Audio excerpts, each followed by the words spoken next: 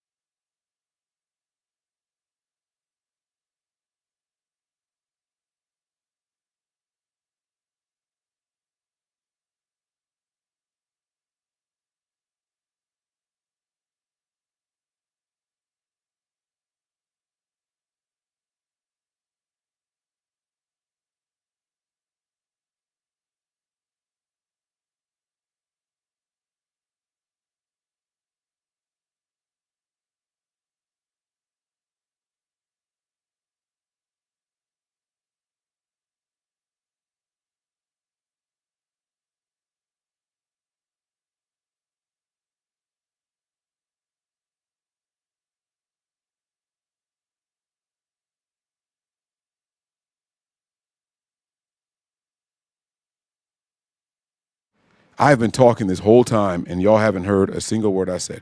Click, click, boom. What's going on, faithfuls? It's your boy Mike from the Nothing But Niners crew. And, guys, I'm really, really excited, all right? I've been dying to hear from Robert Saleh just since he's got the ability to talk to us, right, since the pads have come on. So we only had a practice or two, but I'm going to break this down live on Patreon first. Shout out to the Patreon community. I know you guys heard the sound effects and everything, but shout out to the Patreon community. This is live. This is here. This is first. You guys are getting it first, so shout out to you guys. And for those of you who end up watching this later on YouTube, you guys head on over to Patreon, right? Any paid tier, you guys get these pressers. So any paid tier, patreon.com/NB9ERS. More exclusive stuff comes across later on. If it's your first time on the YouTube page, you see the instructions scrolling across the bottom of the screen. Hit that like button, subscribe, and turn on your notifications so you know exactly when we are going live. And then give us a follow on some of our social media platforms. All right, we have Facebook, Instagram, and Twitch. Those handles are Nothing But Niners. That's spelled all the way out. And then we have Snapchat and X. Those handles are Nothing But 9ERS. Nothing but the number 9 ERS. If you guys are interested in following me on X as well, my name is Mike Andrews 83. All right, Mike Andrews 83. You guys can follow me over there if you'd like. Good luck. All right, shout out to our new subscribers. I appreciate you guys, but right now this is all about my Patreon community, man. You guys are the bomb, baby. You guys are the bomb.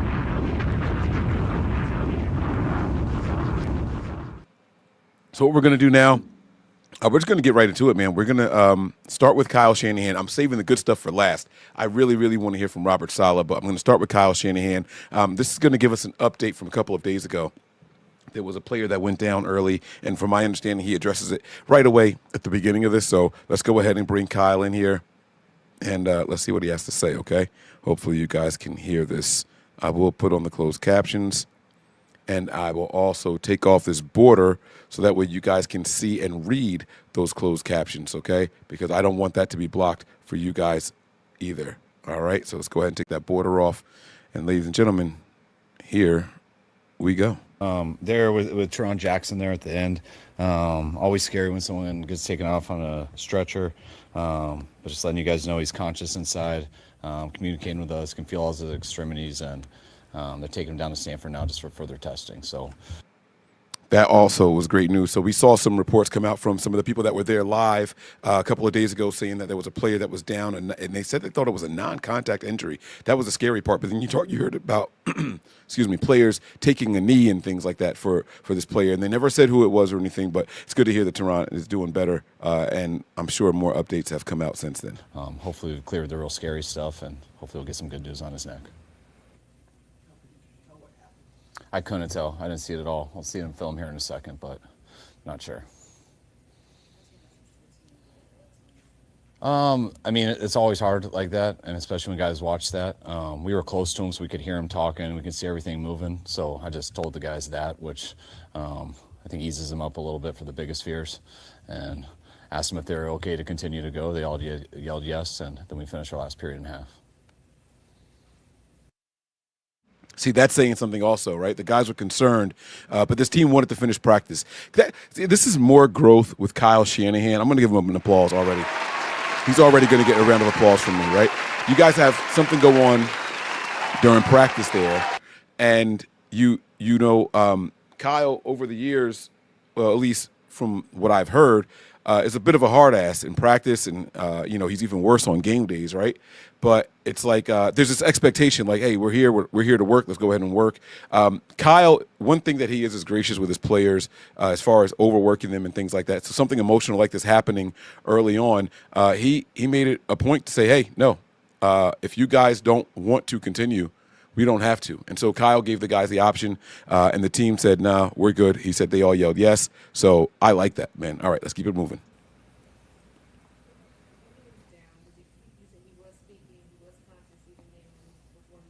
Yes.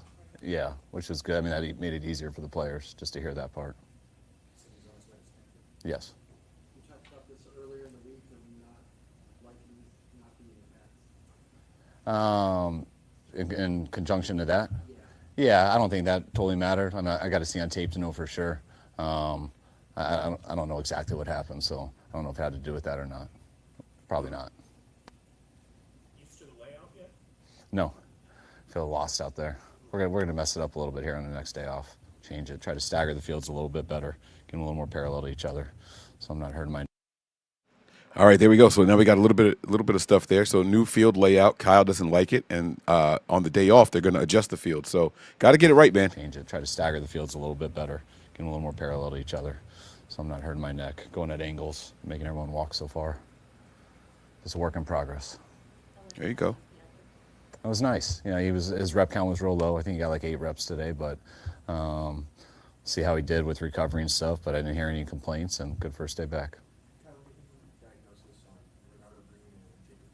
Yeah, they both have hamstrings. Hopefully around Raiders week we'll get them back. What's your impression of Jordan James so far? He's doing a good job. I mean, he's hitting the holes hard. I like how he's been running. Definitely want to get the pads on, especially with the running backs. It's always tough to evaluate guys without pads. Same with the linebackers. Really everybody almost, except for the quarterback. But he's had a good 4 days, and can't wait to get the pads on tomorrow. Kind of looked like he made a nice downfield catch today. Is that skill he possesses to get down the field and catch? Yeah, I think he's capable of it. Something he did a little in college, but they ran a blitz, so he got to run it versus D lineman peeling, and it's a good look for him. But he was able to run by him and made a big play. Kyle, you guys seem to find these undrafted backs every year. Is it Bobby T, scouts, yourself? Who looks at college backs for you guys? Everybody. I mean, we got a real good scouting system that does it year-round. They bring us these backs when the off-season gets there, and Bobby T shuts his door for about 3 months and doesn't talk to anyone except running backs from college that he calls over and over again.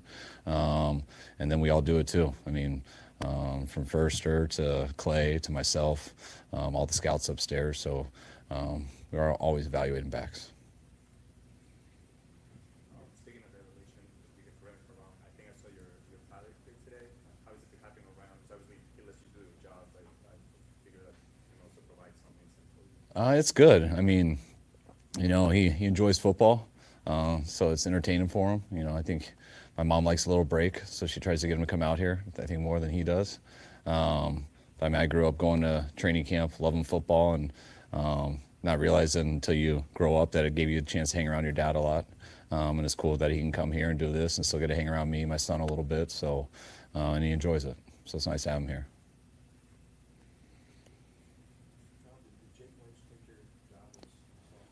He didn't take it. All right. I'm injured right now. Elbow injury. Started acting up last December, and I thought I could tough through it, and then I did. But I think it ruined me throughout the offseason. I keep waiting for it to heal. It won't heal. So I'll wait till probably. All right. So we're getting to something that people were talking about before, and I may have mentioned this on another Patreon episode. I'm going to mention it again. Look for improvement from the wide receivers. Kyle can't throw to them anymore, right? So no more bad passes from Kyle going to the wide receivers now. He can't throw. He's going to say it later on. He can't even throw the tennis ball to his dog. So it's maybe a good thing for the wide receivers. Maybe we get more production from these guys this year. Probably come February I'll have to fix it. It really sucks not being able to throw. Not just to them, but the tennis ball to my dog, anything. So I got to fix this, but it's probably wait till after the season. I've been there, bro. I've tried that, and that's not an option.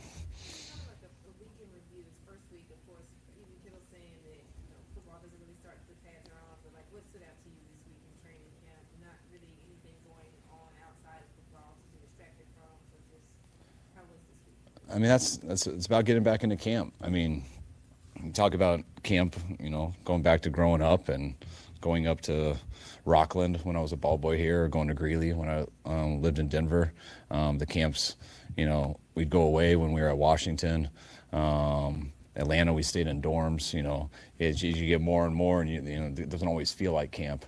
But the more you can get off of vacation, get in here and just block everything out and have 2 practices a day, want to walk through and just get in that groove, it becomes all ball. And we got 3 days of it, and then you get a day off. Today was our 4th practice, but so it's not totally like it used to be, but I think we're starting to get into it. It becomes a routine. Just having yesterday off kind of gets you out of your rhythm a little bit, but the more we can cram these days in, the more we can get more work. It's all about getting ready for a long season. Awesome. I want to take this opportunity to get some hate off that I didn't get a couple questions back. Someone asked Kyle what it's like having his dad on the sidelines. Is that a new reporter? Like that's old. Like Kyle's had his dad there for years. Who's asking that question now? And more importantly, why are you asking that question? Like I don't get it. Just not sure why someone's asking that question. All right, but it's just odd to me. So I don't get it. Stupid question, wasted time. But, you know, whatever. Any opportunity I get to get some hate off on these things, I'm going to do it. So there's that hate so far. That's all I got so far for hate. Extremely excited. Yes. Oh, yeah. No, he sold the farm on him, told us how good he is. And, no, but I've heard about him for a while. You know, I mean, he got to Houston, actually, I think the year that I left. So I know a lot of people have been with him for a while. You know, he's had a hell of a career, and I think he was a captain for their team last year, and felt very fortunate for getting a chance to be able to get him. Yeah, Brock had some family stuff yesterday, some all good news and stuff. I'm sure he'll tell you guys when he talks to you guys next. So, but yeah, Brock had his Brock was back baby. and didn't miss a beat, Congratulations and it was a good day to off for him. Brock and the missus. I thought he's done a good job. I mean, all those guys are getting a lot of reps, and we got a lot of young guys getting opportunities. You got a lot of opportunities in OTAs. We've been moving him around. Made a big play a couple days ago, and he's just competing like the rest of the group out there right now. I mean, they're spinning right now. I mean, once you think you got it, it gets a lot worse the next day. So today was our first call it period, which means it wasn't scripted, and I think so they have no idea what's coming, and I think that showed a little bit of rust. I think they're in their playbooks, but they definitely can't be content with it. They got to get in it more. They got to get more of these reps, and we got to keep challenging them. Kyle, what's the most important part about this first week or so of camp? Is it the attention to detail, energy? What's the most important? I think it's, attention to, everything's so important. If you quit one thing, that something bad's gonna happen, you get a setback. But there's so much that goes in to be prepared for an NFL season, and there's not a lot of time. And so you have to be so prepared for this camp so you have a chance to go through it. And if you are prepared for the camp, then it's about stacking up days. Everybody comes in the first day. They want to be in their playbook. They want to review the scripts before they go to bed. They come in early. They're done with practice. They have a great routine. And as you get like 5-6 days into it, then guys are tired. They'd rather, they start skipping things. They might want to go take a nap, do stuff like that. And then you end up pulling something and you miss 2 weeks. So it's about just that routine of doing it every day, the consistency of it and not wavering from it. And guys who have routines, more of the pros, guys who've done it before, more of the vets, they got a good idea of it. And that's what the rookies are trying to learn how to do. This is a Patreon exclusive. Looks like it was leaked by our Nothing But Niners page. Okay. But this is an old presser. I'm here for the Robert Saleh one right after this.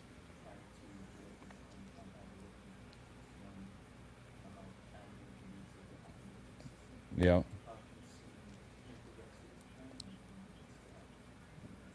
In these 4 practices, I thought he's done a good job. But like I was saying earlier, when we got to get pads on, see how they really hit it. But running back position, like all others, that it's not just as tough as a rookie. They're all tough as a rookie, but you got to try to make this team first and foremost. And I think that's tough at each position.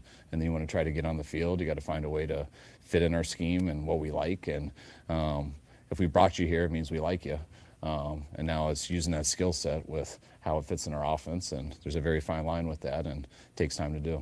On that note, how important is also to have Ricky throughout the whole preseason full time? Because obviously what happened last year, he missed a lot of time. Then he was able to have some spark by the end of the season, but now you get to have him all throughout camp. Yeah, anybody who can make it through camp and doesn't have setbacks, it's gonna always put them in a much better position. That's what working and practicing things get you better. And when you're hurt, you can't. It's frustrating for guys. But he overcame that last year. If things happen this year, he'll overcome that too. But that's why he's prepared so hard for this, to try to get his body in a position to be able to make it through camp. And I know he had a setback in OTAs with his hamstring, but he's worked as hard as anyone this offseason, and hopefully have some better luck. Yeah, he had a calf. Nick Christian treads that part of the schedule you talked about the other day. Yep. Yeah, that was just part of the schedule for today. What have you seen from the kicking competition so far? It's good competition. They're both battling. I think they've done a good job. It's close, neck and neck. So we'll see who makes more.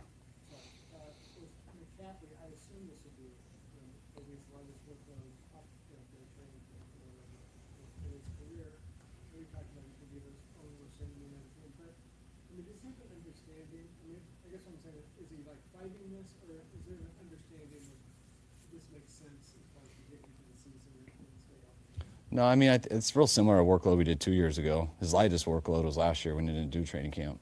But no, this has been part of the plan. Christian gets frustrated with it. He wants to be out there. He wants to do everything, but Christian also is very smart and knows what the deal is and knows that we do need to protect him from himself. So he's on board with it all, but I know he's feeling good, and when he feels good, he doesn't like days off, but he understands why he's got to. I don't know. I'll hear about it later today with anybody who goes out of practice, but that's why I know he went out. That's what he had in OTAs, so I'm sure it's similar.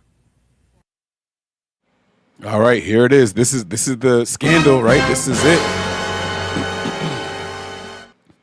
Jauan Jennings, this was, again, old guys. Jauan Jennings had some sort of injury and wasn't able to practice. I don't know if he's returned back to practice yet, right?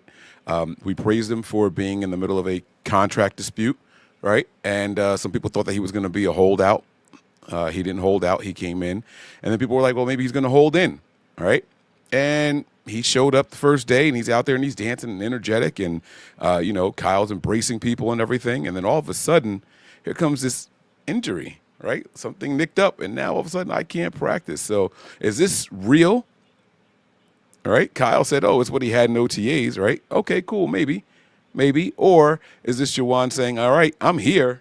Oh, but I got this really nagging nail on my pinky toe, and so I just don't think I'm going to be able to join, right? This is going to be something I'm going to keep my eyes on. I have to find out. Maybe I have to call some people just to see. You know what? Let me make a phone call real quick. Let me make a phone call live on air, see if I can get my man to answer the phone. He might not know, but I'm going to put my man on the spot. Let's see. Hold on. Let me see if my man knows. Hopefully you guys can hear this.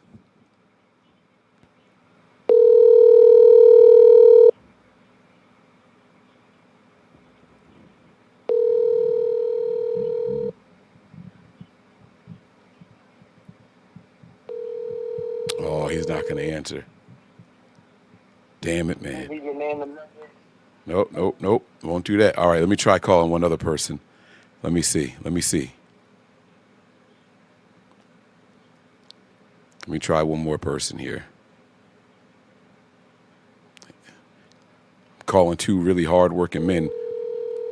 They might not know anything.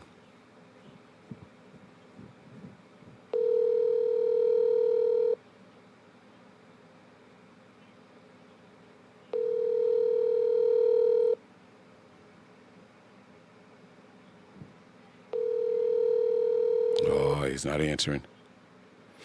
All right. I don't know if Juwan Jennings has returned back to practice yet, guys.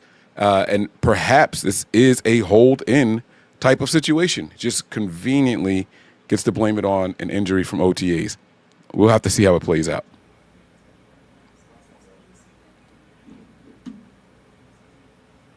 It looks like he's out there doing a lot. I mean, hanging around the guys. I know he's in all the meetings and stuff, and he does his rehab in the morning, does a little bit more in the afternoon walkthrough. But I love him being around and all the meetings and doing all that stuff. And I know having an injury is frustrating, but he's going about it the right way, rehabbing and stuff. But it's great having him out there. All right, guys. All right, that's it for Kyle. Let's go ahead and get my man Robert Saleh queued up over here. All right, let's get Saleh queued up here. Now, I'm not going to hit play on it just yet, but I am really, really excited to hear what Robert Saleh has to say. Now, this is more recent, guys. The pads are on, and this was after the first day in pads, where Robert Saleh gets a better assessment and start assessing his defensive players better. Man, this is what I've been waiting for. My man is back, dude, and he's got. I don't know. I got to see already. I'm going to give you guys my assessment of everything. I talked about Kyle's tan, and just straight off the bat, right? The head doesn't appear to be as shiny. Is that some hair up there behind the ears, or is that shadows? Looks like that 5 o'clock shadow might be going on there. So I'm gonna be assessing this and seeing how it goes. I can't wait to hear what he has to say. So I won't drag it out. It's only a 10-minute clip, but let's get to it, okay? How much could you glean from the first padded practice out there? I'll be honest, the first padded practice forever has always been the most disappointing day of the year. But not to say today wasn't good or anything, but everyone gets hyped up for pads. But I think the guys did a good job protecting one another, came out and competed. It was a big day from a load standpoint. So, but it was a good productive day. All right. Already taking shots at his defense. I like it. He says the first day of padded practice is always the most disappointing day, right? So we talk about, the one-on-one drills. And I was on a Instagram video with Wayne earlier today, actually.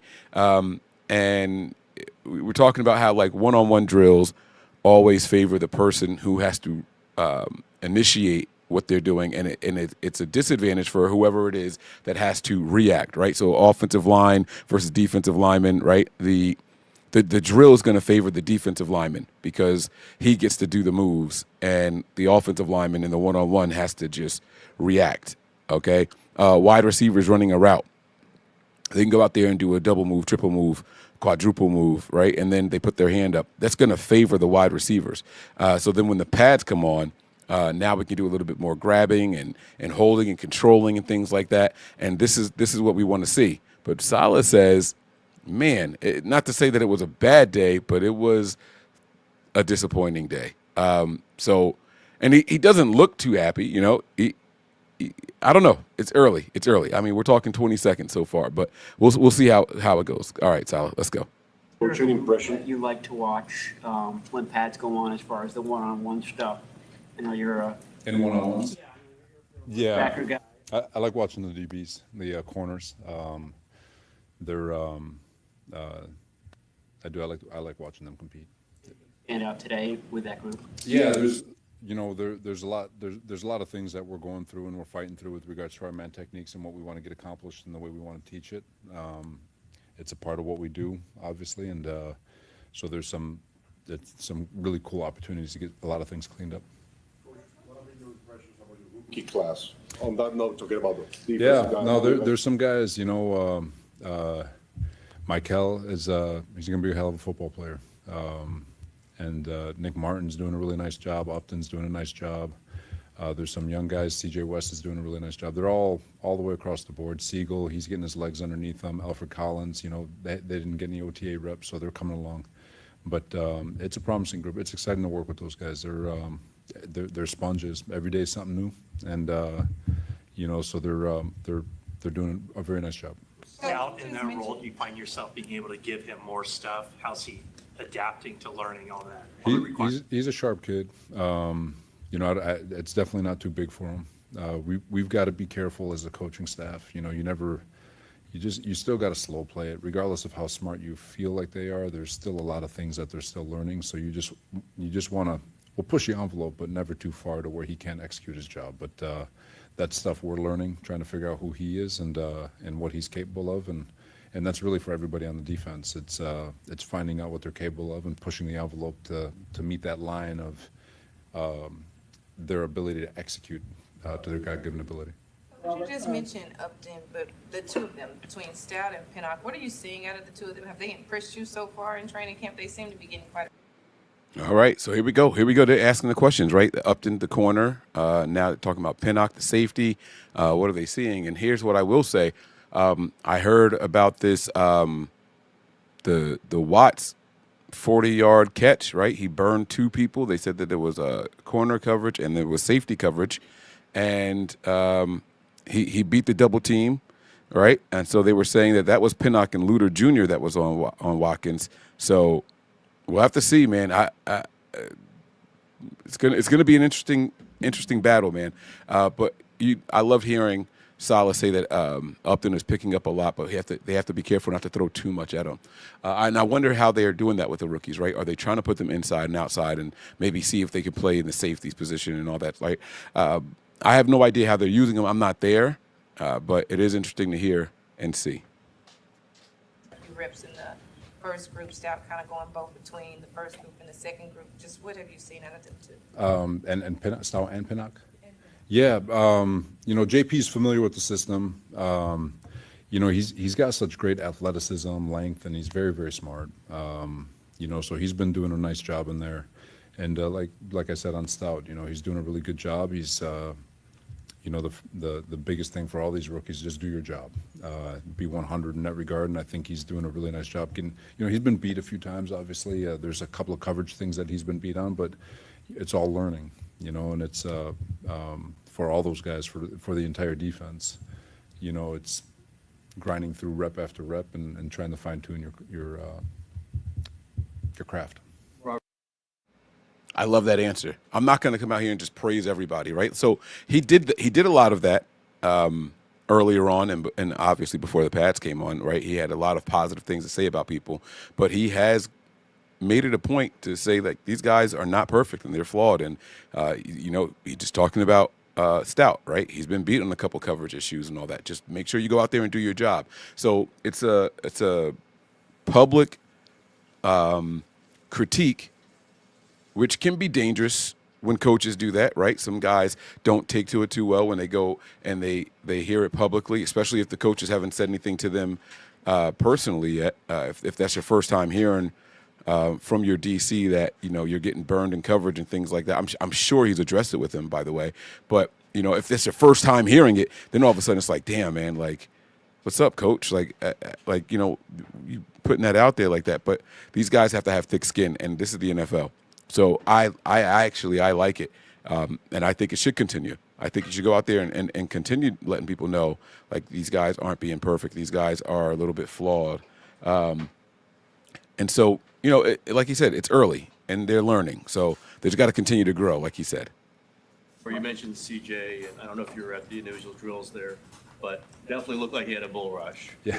He doesn't have the size, at least the height of the other two guys drafted, but is that what you see from him, just that kind of power, quick power? Yeah, I mean, he's like a little fire hydrant, right? I mean, he's powerful. He's got heavy hands. He's going to be fine, you know. He's like a lot of rookies, there's so many things that they're learning, that especially on the interior of the D-line. It's a game within a game, and you know, the first thing they learn is pocket push, and then they learn how to capture an edge and rush from there. So I wasn't there. I heard he did a really nice job over there, but I'm excited to get to the tape to see it. That's what we were expecting from CJ West. You know, like he said, he's the shorter one of the three linemen that they drafted, right? But he's short, and I think he's going to be able to use his leverage really, really well. So getting low and getting underneath someone to get that bull rush there, that's going to be something that he's probably going to do and continue to get better at. And it sounds like from what the questions are and what we heard and read on social media, he's very strong. So as he continues to grow, he's going to continue to get better. He's going to get more powerful, right? You just got to see if that can continue for the duration of a season. All right, and that's the issue with depending on so many of these rookies. So we'll see what happens. I like it. I heard he did a really nice job over there, but I'm excited to get to the tape to see it. You gave Dallas Flowers some praise during one-on-ones today. If they're giving a rep, like yeah, he had a really good rep. Surprised the rest of the DBs didn't jump up and down for him, man. It was a really nice rep. He had perfect technique, put himself in good position to make a play, and he made it. From him early in camp, it seems like he's had some flashes here. Yes, same thing as everybody else. You know, it's with Renardo down, that third corner spot's is wide open, so everyone's going to get a turn, everyone's going to get a shot at it, and you know, he's definitely been doing good things and improving daily. Pinnock when he was drafted by the Jets when you were at the Jets, right? Yeah. And then he went to the Giants after that. How much of a different player do you see now than the one that came in as a rookie?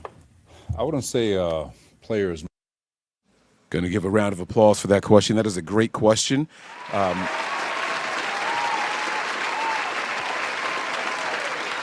When you have a player that your former team scouted and you guys coached him up, and then he gets to go somewhere else and see if he can learn something from that team and apply it, and then you get a chance to get your hands back on him, right? It's a rare instance for a coach.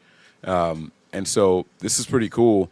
There had to be something that Saleh liked about him to even consider bringing him back after he was with the Giants. And I'm really interested to see what this answer is going to be. This is a great question here. How different does he look from the time you've had him to now? What differences do you see? This is a phenomenal question. What player do you see now than the one that came in as a rookie? I wouldn't say player as much as man, if that makes sense. You know, obviously he was young, second year when we had to cut him, but you know, he's a dad. He's feels like he's grown like 20 years, you know, but he still has that youthful athleticism and burst. But working with him and his intent, his demeanor, his intent when he gets in the building to get better, he's been fantastic. Robert, since you reconnected with Pinnock, has he asked you why did you waive me? Oh, we already had that discussion a long time ago. But he's done a great job because he at those points in these players' career, you have a choice to either fold or keep getting better. And he went to the Giants, and credit to Wink Martindale, found a role for him and really gave JP confidence that he can play in this league. Kyle's mentioned maybe some similarities of 2018. Maybe you brought that up, you know, the younger players. working in to kind of set a foundation. You got these guys now, they got the pads on. Do you feel some similarities, maybe especially on the defensive line, is kind of building a foundation with younger, rookie players? Yeah, it's the whole defense. I mean, I think for every great play they make, and sometimes we give rookies a leash, right? God, you get so enamored by all these really cool plays, but there's 5 plays where I'm bald because of them. but no, they're always exciting to work with. To be honest, it's exciting to work with all of them. It really is. Like even Fred, going through and just having conversations with him it's like a completely different level than it was the last time I was here, right? And then, but yeah, you can say similarities if you want, but I feel like every year there's growth that happens throughout the football team, and this year's no different. You didn't overlap with Diamond Lenore when you were here the first time. I didn't. What's it like to coach him at this stage of his career? Yeah, he's I think a dog is the right word. I mean, the guy has no fear. He asks the right. We got the dog comment. I finally get to play one of my new sound effects. Hold on, where is it? Where is it? Can I pet that dog? Can I pet that dog? Can I pet that dog? Pet that dog? Can I pet that dog? Let's go, man. Huh? He's got that dog in him, says Coach Saleh. Let's go. I think a dog is the right word. I mean, the guy has no fear. He asks the right questions in meetings. He's fearless at the line of scrimmage. He's fearless in coverage. He's fearless in the box to go make tackles. Like he's a dude, and he wants all the smoke of every number 1 receiver in football. Like he'll back it up. He talks about it, backs it up. He's our kind of guy for sure. Mike Hill looked like locked in with the ones. Seems like, was that even a discussion even in the offseason? Like he's going to be a starter. Yeah, I don't. Even if it was a discussion, it doesn't take long. Just look at him, right? He's super. I mean, he's very powerful. He's got great hands. He's got great leverage. He has great flexibility to go inside and out, and so he's unique in that regard, which we knew, and which is why we were so excited to go get him. And but he's every day he's just going to get better and prove that he belongs. Trent Williams said that Michael reminded him a lot of Buckner. Is there any guys that he reminds you of? I don't know.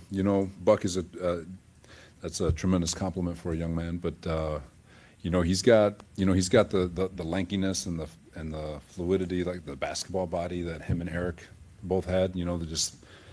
But the ability to play DN on the outside and then be able to kick on the inside when he needs to. He's got that great flexibility. But trying to think of guys, I don't want to pigeonhole him. I don't want to put a ceiling on what he's capable of. You mentioned Fred Warner when he was a rookie and like how different he is now. Do you put a lot on his plate when he was in that first year? Do you go back and look at how to balance where it's too much and too little with these new guys? Yeah, Fred was a tremendous learning experience for me. I always tell the story back in 2019. If you guys remember that defense was pretty damn good, and we had that Halloween game against Arizona on Thursday Night Football, and it was the first time we were playing Kyler Murray. And I feel like I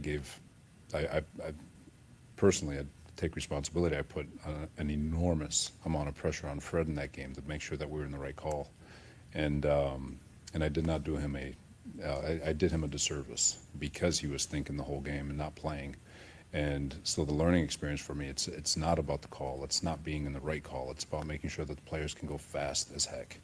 And so Fred was kind of that trigger where they all have a breaking point. Doesn't matter. And Fred is, he's like a computer smart, and it's but at the same time they still got to be able to do it within 20 seconds of getting a call and being able to react and play fast. So you're always trying to learn your players, and you're always cognizant of what that ceiling is, because you never want to sacrifice their ability to play fast just for the sake of being a guru as a play caller.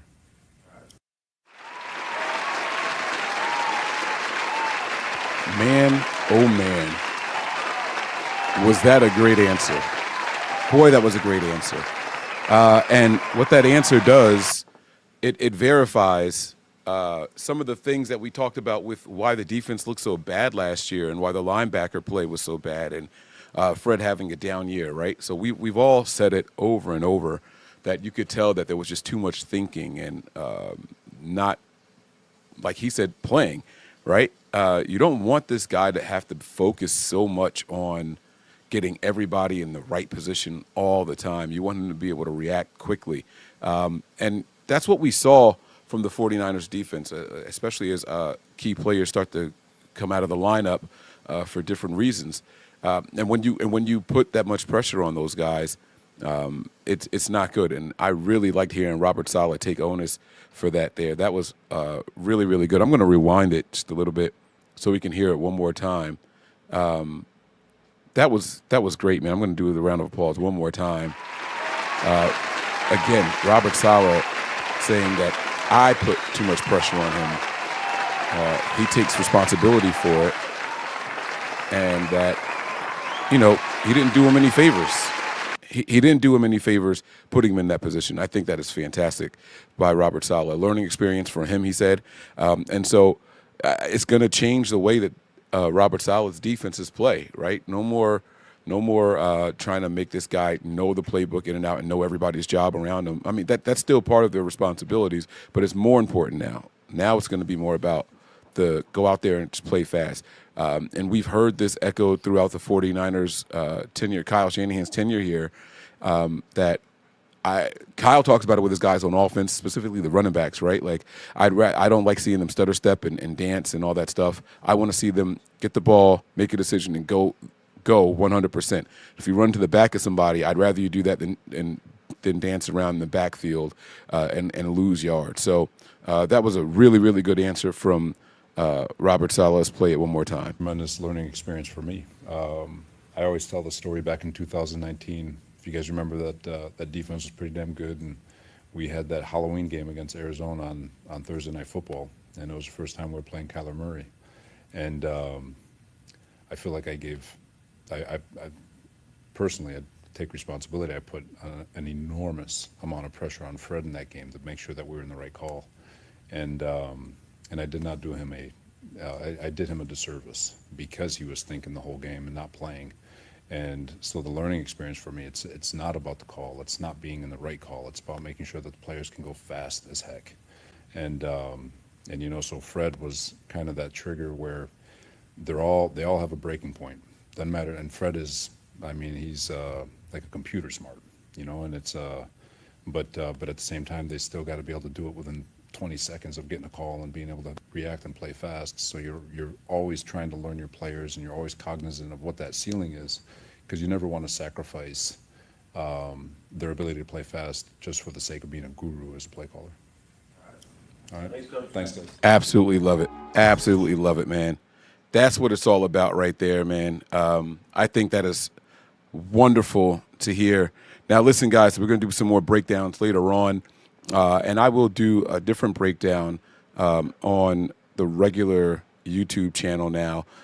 So I will be going live right after this on YouTube. Going to do some other presser breakdowns here. So that should be going up at about 10:30. It is 10:15-ish right now, so I'll see you guys in 15 minutes, man. I hope you guys enjoyed. And if you didn't, let me know why you didn't, all right? I take no offense to it. I'm always looking to get better, just like we want these players to get better, all right? That's going to do it for us today. Again, shout out to the Patreon community. Shout out to our X account sneaking out the link, all right? I saw that, and I saw a couple people pop in and leave really quick, but we'll get to some more recent ones in a few minutes, all right? That's going to do it, man. Prepare for glory, anticipate pain, but always remain faithful. Peace. We all gas, no brakes, pumped up, no fakes. We spinning, we winning, we high stakes. We never miss, we all makes. Look at us dudes trying to prove, bringing you news with nothing to lose. Mike, Nick, Tony, Wayne, Method Man, we bring the pain. Hey, see, I'ma confess it. We under the pressure. If you looking to find us, we them nothing but Niners. We nothing but Niners. We nothing but Niners. We nothing but we them nothing but Niners. go to sleep.